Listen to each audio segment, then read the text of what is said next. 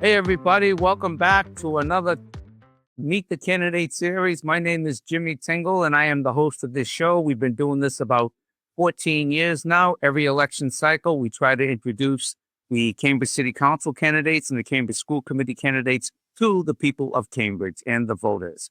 Today's first guest, ladies and gentlemen, is Jane Hirschi. She is a first-time candidate for the Cambridge School Committee. I look forward to speaking to her and welcoming her to the show. Welcome to the show, Jane.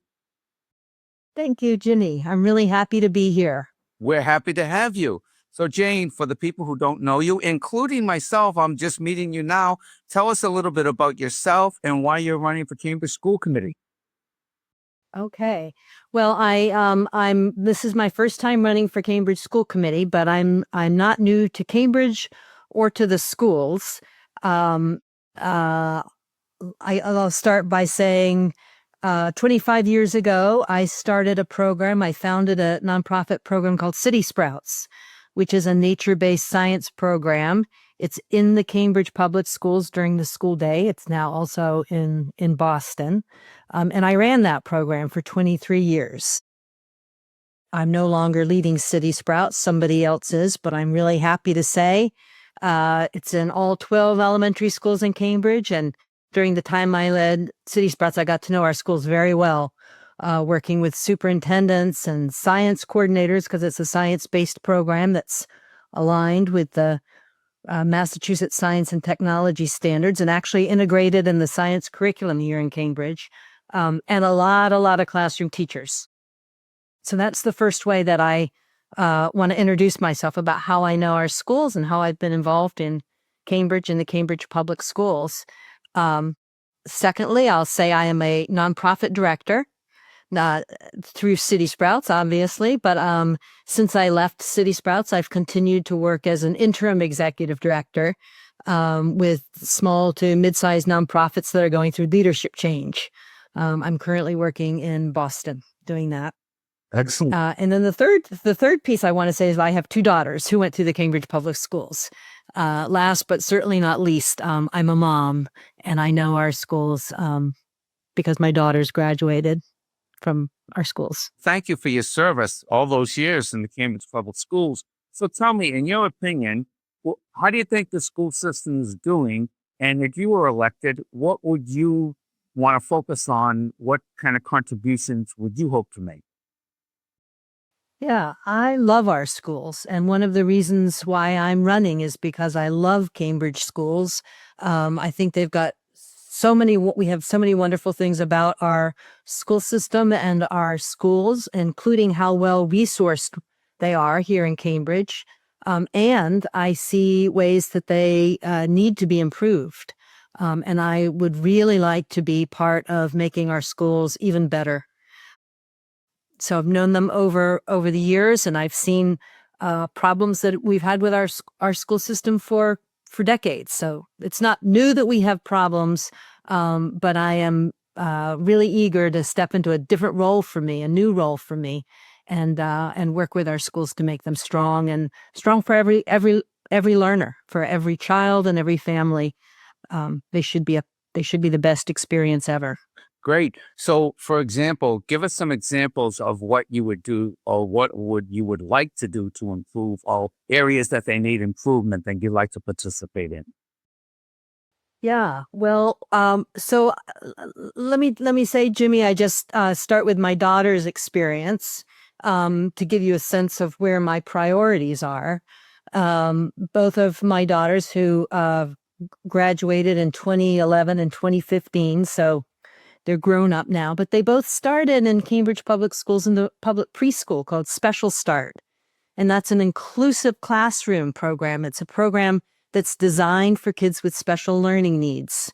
And that's the norm, is serving those kids with different learning needs and a range of different learning needs. There are also spaces in that Special Start program for what are called typical learners, for kids who don't have special learning needs.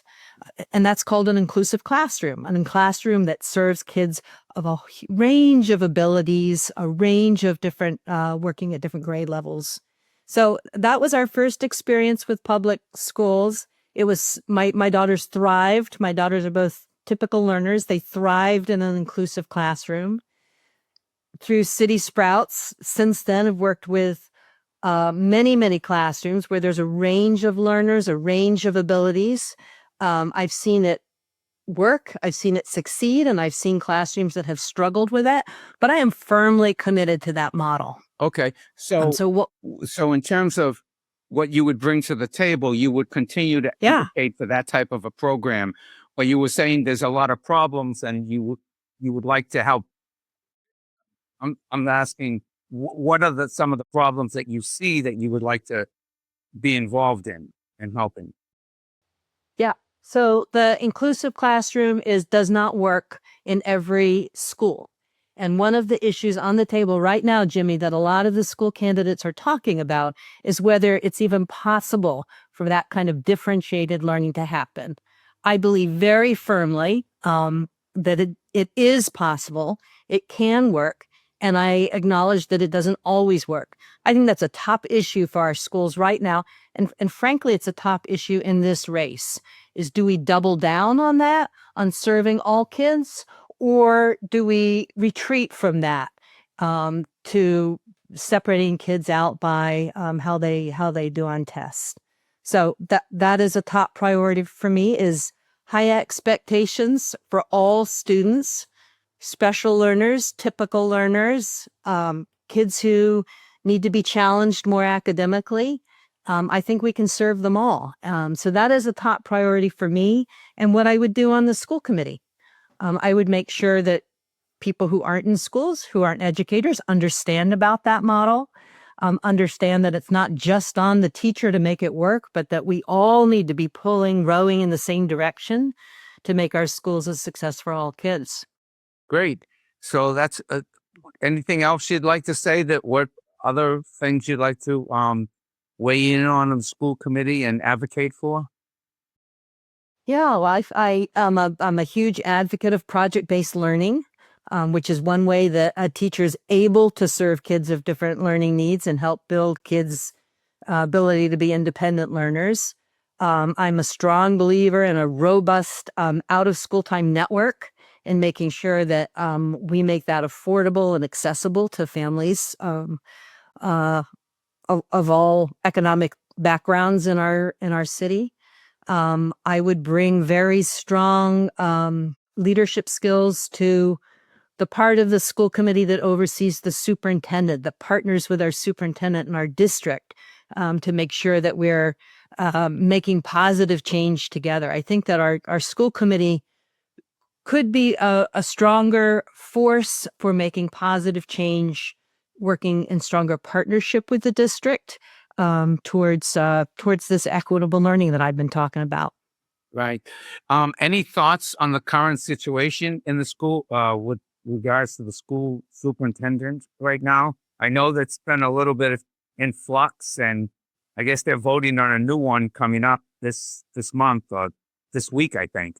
Any On thoughts on Monday. what you would like to see on a school superintendent, or is the person or people that are running now, are they acceptable to you, or do you have a preference? I am waiting to see what our currently elected school committee does. Their vote is on Monday. It's been, I would say, a challenging process. Wasn't in there, Jimmy, so I don't know what all of the challenges were. Certainly more information could have been shared. But here we are. We have 3 candidates and we have a vote on Monday. Right. I wasn't in there either. So I I don't have all the details either. But I thought I appreciate your candor with that. And yeah, we'll see what happens. So tell us, is there anything else you'd like to tell us about yourself, why you're running, why you think people should put you in the school committee, and any other goals that we haven't talked about that you'd like to focus on if you were elected? Yeah. Well, I think people should vote for me because I've got a lot of experience working on a team, working in our schools, and working in Cambridge Public Schools in particular. I also come to our schools as a parent, as a mom, as somebody who went through these schools from a parent perspective. Communication and hearing from people, listening from people is really important to me. So I work hard to make myself accessible to families. And I have to say, running for this position has been a great opportunity to talk to a lot of people. I've knocked on over 5,000 doors. Wow. In this election and had hundreds of conversations. And I've learned so much. And if I were elected as a school committee member, that would be a top priority for me to continue to make myself accessible to people, hear their stories, and work with school committee members to make positive change. Great. If you knocked on 5,000 doors, you must be in good shape. I tell you, it's a lot easier in September than it was in July. Great. And I just have one question. What do you think of do you think the tutoring services that are offered in the schools are sufficient? Or do you think that they need work? Or what is the status, in your opinion, of the tutoring services that are being offered in the schools? Yeah, I think one of the pieces that that I believe and that I want to communicate to everybody who's listening is how complex our schools are. So the tutoring services are connected with so many other pieces that are happening. And I feel like it's one big organism. It's like you pull one thread and something else moves. So I think the whole thing needs to be strengthened, Jimmy, and I think it really needs to be looked at holistically in order to do that. And that goes for tutoring. It goes for mental health safety net for our kids from preschool up to the high school. And it certainly goes for having high expectations for kids' math, reading and writing skills, but also their science, their social study skills. Kids need that full range, academic, social, emotional, the mental health. And I think our school committee has a responsibility, an obligation to be working on that whole big organism for every child. Right. I know, and again, I'm not immersed in the school committee or in the Cambridge Public Schools as you are, but I know that just over the years, hearing that, well, Cambridge has spent a lot of money, but the test scores don't necessarily reflect that. Based on your 23 years in the Cambridge Public Schools, what do you think the issue is or issues are about test scores? And should that be the criteria that we're measuring success by? Yeah, that's a great question, Jimmy. And that gap in test scores, and I will say particularly a gap between racial groups, between African American students and white students, has been around for a long time, and that is a bad problem, and I think a top priority to address that. We only have and I think we only have a couple of more minutes, but just so you know. Yeah. So I think that's a top priority for the school district, teachers, and the school committee to be working on. And I do think that test scores are one important part of that. I don't think they're the whole piece, but I think that they're one important part of that. And I think that I think we should, if we double down on how we teach all kids, going back to that inclusive classroom idea that I talked about at the beginning, I think that that's one part of the answer. I don't want to simplify it too much, but that's a really important part of the answer. Right. So is it fair to say that you would be a strong advocate for closing the racial achievement gap? Absolutely. Top priority. Great. So, Jane, tell people how they can learn more about you, where they might be able to volunteer for your campaign, or perhaps make a large donation to the Jane Hirschi campaign. Tell us about your closing statement and your website, please. Okay. Well, my first and biggest ask is your number one vote. That's what I need in order to be elected, and I'm eager to serve this city and our schools. You can find out more about me on my website, janehirschi.com. And on my website are ways to reach me. There's a phone number to reach me. There's an email to reach me. There's a place to sign up for my newsletter. I want to hear from people, and I really encourage people to reach out to me with their questions and their ideas. I'd love to talk with you. Great. Thank you so much for joining us today, Jane. Good luck on the campaign trail. Good luck on November 4th. Ladies and gentlemen, Jane Hirschi, first-time candidate for Cambridge School Committee. Thank you so much for joining us. Thank you, Jimmy. And best of luck. Thank you.